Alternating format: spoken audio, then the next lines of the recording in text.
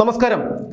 മുമ്പ് പലപ്പോഴും ഞാൻ പറഞ്ഞിട്ടുണ്ട്, സ്ത്രീകൾക്ക് നിയമം കൊടുക്കുന്ന അധിക പരിരക്ഷയെ ഒരു വിഭാഗം സ്ത്രീകൾ സമർത്ഥമായി ദുരുപയോഗം ചെയ്യുന്നുണ്ടെന്ന്.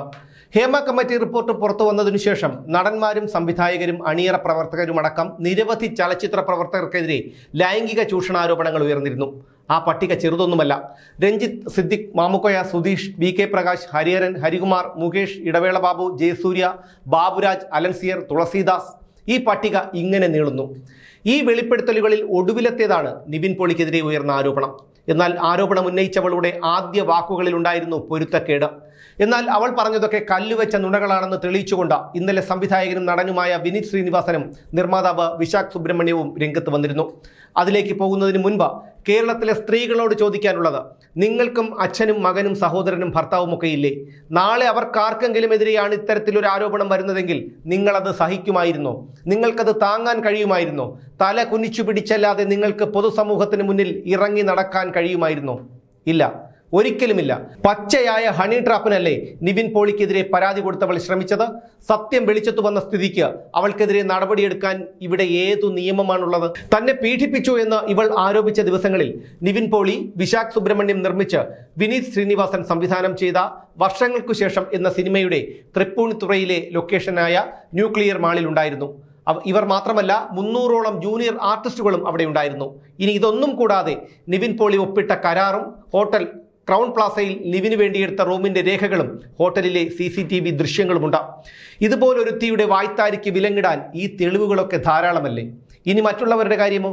സംവിധായകൻ തുളസീദാസ് റൂമിന്റെ ഡോറിൽ തട്ടി എന്നാണ് നടി ഗീതാ വിജയൻ ആരോപിക്കുന്നത്. തുറക്കാത്തത് കൊണ്ട് പിറ്റേന്ന് സെറ്റിൽ വെച്ച് പ്രതികാര ബുദ്ധിയോടെ പെരുമാറിയത്രേ. സംഭവം നടന്നത് ഇന്നും ഇന്നലെയും ഒന്നുമല്ല, 33 കൊല്ലം മുൻപ് ചാഞ്ചാട്ടം എന്ന സിനിമയുടെ സെറ്റിൽ വെച്ചാണ്. സിദ്ദിഖിനെതിരെ പരാതി കൊടുത്തവളെ പീഡിപ്പിച്ചത് 1ഉം 2ഉം പേരല്ല, 15 പേരോളമാണത്രേ. ഏതെങ്കിലും ഒരു സീനിയർ നടി പീഡനാരോപണവുമായി വന്നിട്ടുണ്ടോ? ഇല്ല. വന്നതെല്ലാം ആരോരും അറിയാത്ത ജൂനിയർ ആർട്ടിസ്റ്റുകളാണ്. അതെന്താണ്? ഈ സീനിയർ നടിമാർക്കൊന്നും ഇത്തരത്തിൽ പീഡനം നേരിടേണ്ടി വന്നിട്ടില്ലേ? WCCയിൽ തന്നെ എത്രയോ പേരുണ്ട്. തനിക്ക് ഇത്തരത്തിലൊരു അനുഭവം ഉണ്ടായി എന്ന് പാർവതി തെരുവത്ത് പറഞ്ഞതൊഴിച്ചാൽ വേറെ ഏതെങ്കിലും ഒരാൾ ലൈംഗിക പീഡനാരോപണം ഉന്നയിച്ചിട്ടുണ്ടോ? മഞ്ജു വാര്യർ, രമ്യ നമ്പീശൻ, ദീദി ദാമോദരൻ, റീമ കല്ലിങ്കൽ, രേവതി, വിധു വിൻസെന്റ്? ഇല്ല, ഇവരാരും വന്നിട്ടില്ല. പിന്നെ വന്നത് തൊട്ടടുത്തു താമസിക്കുന്നവർ പോലും തിരിച്ചറിയാത്ത കുറേ എണ്ണം. ഒരു ചാനൽ ചർച്ചയിലോ മറ്റോ മുകേഷിനെതിരെ ആരോപണം ഉന്നയിച്ചവൾ പറയുന്നത്, എൻ്റെ കയ്യിൽ തെളിവുകളൊന്നുമില്ല, തെളിവുകൾ വേണമെങ്കിൽ കണ്ടെത്തട്ടെ എന്നാണ്. കേരള പോലീസിന് ശമ്പളം കൊടുക്കുന്നത് ഇവളുടെ വീട്ടിൽ നിന്നാണോ? തെളിവുകൾ അന്വേഷിച്ച് കണ്ടെത്തട്ടെ എന്ന് പറയാൻ. എന്തുകൊണ്ടാണ് മുതിർന്ന നടിമാരാരും ആരോപണങ്ങൾ ഉന്നയിക്കാത്തത്? അവരോട് ആരും മോശമായി പെരുമാറിയിട്ടില്ലേ? അതോ ഇവളൊക്കെ ആരോപിക്കുന്നത് പോലെ അഡ്ജസ്റ്റ്മെന്റിന് വഴങ്ങിയിട്ടാണോ? അപ്പോൾ അവരെ കൂടി സംശയ നിഴലിലാക്കുകയും അവഹേളിക്കുകയും ചെയ്യുന്ന തരത്തിലാണ് ഇവളുടെയൊക്കെ വെളിപ്പെടുത്തലുകൾ. കേരളത്തിൽ തടിച്ചു കൊഴുക്കുന്ന ഒരു ബിസിനസ്സാണ് ഹണി ട്രാപ്പ്. ഇങ്ങനെ ഹണി ട്രാപ്പ് നടത്തുന്നവളെയൊക്കെ എന്തെങ്കിലും പറഞ്ഞാൽ, ഇവളുടെയൊക്കെ തട്ടിപ്പുകൾ പുറത്തു വന്നാൽ പുറത്തു കൊണ്ടുവരുന്നവനെതിരെ സ്ത്രീത്വത്തെ അപമാനിച്ചു എന്ന് പരാതി കൊടുക്കും. സ്ത്രീത്വം എന്താണെന്നറിയില്ലാത്തവരാണ് ഇത്തരത്തിൽ പരാതി കൊടുക്കുന്നത് എന്നതാണ് ഏറ്റവും രസകരമായ കാര്യം. ഇവിടെ ഇങ്ങനെ ഇരവാദം ഉയർത്തുന്നവരുടെയൊക്കെ വരുമാനം എന്താണ്? ഒരു തൊഴിലും ചെയ്യാതെ എങ്ങനെയാണ് തിരുവനന്തപുരവും എറണാകുളവും പോലെയുള്ള നഗരങ്ങളിൽ ഇവളൊക്കെ ആഡംബരത്തിൽ ഉല്ലസിച്ചു ജീവിക്കുന്നത്?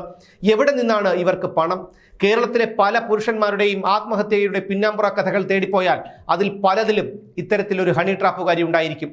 ഒരേ സ്ത്രീയുടെ ഹണി ട്രാപ്പിനിരയായ 2 പോലീസ് ഉദ്യോഗസ്ഥരുടെ വിവാഹമോചന കേസുകൾ നെടുമങ്ങാട് കുടുംബ കോടതിയിൽ നടക്കുന്നുണ്ട്. 1, 2, 9, 50 അല്ല, 100 കണക്കിന് പേരെയാണ് ചിലർ ഹണി ട്രാപ്പിൽ പെടുത്തിയിട്ടുള്ളത്. കഴിഞ്ഞ മാസം കൊല്ലം കാവനാട് പോലീസ് സ്റ്റേഷനിൽ ഇത്തരത്തിലൊരു പരാതി ചെന്നിരുന്നു. പ്രതിസ്ഥാനത്ത് കുപ്രസിദ്ധ ഹണി ട്രാപ്പുകാരി. ഒടുവിൽ ചതിക്കപ്പെട്ടവന്റെ അഭ്യർത്ഥനയനുസരിച്ച് കേസെടുക്കാതെ പോലീസ് ഹണി ട്രാപ്പുകാരിയെ താക്കീത് ചെയ്തു വിട്ടത്രേ. പല ഹണി ട്രാപ്പ് കഥകളും വീണ്ടും പൊങ്ങിവരാനുള്ള സാധ്യത കാണുന്നുണ്ട്. ചിലർക്ക് ജോലി ചെയ്ത് ജീവിക്കാൻ കഴിയില്ല. ആരെയെങ്കിലും കബളിപ്പിച്ച് കിട്ടുന്ന പണം കൊണ്ട് തിന്നാലേ ഇവളുടെയൊക്കെ തൊണ്ടയ്ക്ക് താഴെ ഇറങ്ങൂ. കുറച്ചു കാലം മുൻപ് ഒരു MLA-ക്കെതിരെ പീഡന പരാതി കൊടുത്തവൾ 4 വിവാഹം കഴിച്ചവളാണ്. 1 ആലുവയിൽ നിന്ന്, 1 കോഴിക്കോട് ഫറോക്കിൽ നിന്ന്, ഒരെണ്ണം തിരുവനന്തപുരം മാരായമുട്ടത്തും മറ്റൊരെണ്ണം കൊഞ്ചിറ വിളയിലും നിന്ന്. അങ്ങനെ 4 വിവാഹങ്ങൾ കഴിച്ചു. ആരോപണ വിധേയനായ MLA-യുമായി എല്ലാ തരത്തിലുള്ള ബന്ധവുമുള്ളവളാണ് ഒടുവിൽ അയാൾക്കെതിരെ പീഡന പരാതി കൊടുത്തത്. 1 കോടി രൂപയാണ് അന്ന് പരാതി പിൻവലിക്കാനായി ചോദിച്ചതത്രേ. 10 ലക്ഷം വരെ കൊടുക്കാമെന്ന് MLA പറഞ്ഞു എന്നാണ് അറിവ്. കച്ചവടം ഉറയ്ക്കാത്തത് കൊണ്ട് ഒടുവിൽ കേസ് കൊടുത്തു. ഒരുത്തി പീഡന പരാതി കൊടുത്താൽ അത് തെളിയിക്കാനുള്ള ബാധ്യതയും അവൾക്കുണ്ടെന്നും കൊടുത്തത് വ്യാജ പരാതിയാണെന്ന് ബോധ്യപ്പെട്ടാൽ കുറ്റാരോപിതന് കിട്ടാവുന്ന ശിക്ഷ കിട്ടത്തക്ക വിധത്തിലുള്ള വകുപ്പുകൾ പ്രകാരം പരാതിക്കാരിക്കെതിരെ കേസെടുക്കാമെന്നുമുള്ള നിയമനിർമ്മാണം നടത്തണം. എന്നാൽ മാത്രമേ ഇതുപോലെയുള്ളവർക്ക് മൂക്കു കയറിടാൻ കഴിയൂ. നിയമം എന്തായാലും ഉടനെയൊന്നും കണ്ണു തുറക്കുന്ന മട്ടില്ല.